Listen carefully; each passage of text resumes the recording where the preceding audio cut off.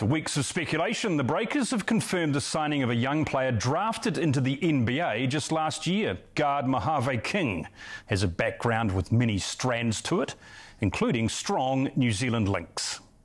Mojave King is named after an American desert. He's now trying to snap the Breakers' 10-year title drought. I was born in New Zealand. I'm not sure if a lot of people know that. And my mum and my sister as well, so my whole family is Kiwi, pretty much, except for my dad. In fact, Dunedin-born, Brisbane-raised King has a strong Otago basketball pedigree. Mum Tracy played for New Zealand, and Dad Leonard was a standout Nuggets NBL import from the US in the 1990s. 21-year-old Mojave was drafted last year by the LA Lakers into the NBA, then switched to the Indiana Pacers system. Mojave King in the corner, and he knocks down a three. He comes full circle, heading back to New Zealand later this year with the Breakers and well-regarded head coach Mody Maor.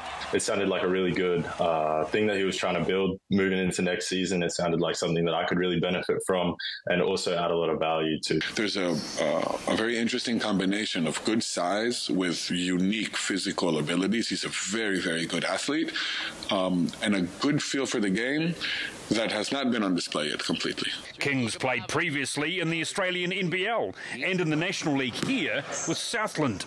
We're lucky and I'm happy that we get the opportunity to put him in this environment and see how this plays out. Mojave King is another key piece in what's looking like a strong Breakers team for next season.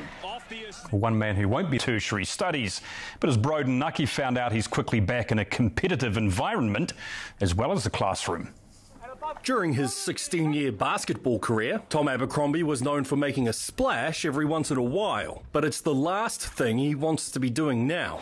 This is my one job, just got to hold the boat. The recently retired Breakers great already back in the sporting realms, getting his feet wet via an unlikely path. His university studies. I've always been very professional in everything I've done on the basketball court, and I wanted to do the same off the court too. So making sure I was prepared for life after basketball has been a big part of that journey, and I've timed it pretty well. Abercrombie finishing up his Masters of Business Administration at the Auckland University of Technology, where one of his last papers explores how high-performance environments can apply in the office, using one of New Zealand's most successful sports as the example. The principles of creating a high-performance team are exactly the same whether you're talking about a sport or business. Program leader David Harris putting his postgraduate students in rowing boats since 2011, which has included a number of top Kiwi athletes like Abercrombie transitioning from boots to suits. The experiences that he's had that have worked for him and worked against him, he's brilliant because he brings it straight to the team that he's in. Abercrombie and his classmates getting just 4 sessions to learn the craft alongside their bookwork before applying it in a 750-metre race on Auckland's Lake Pupuke. The most competition I've had since retiring has been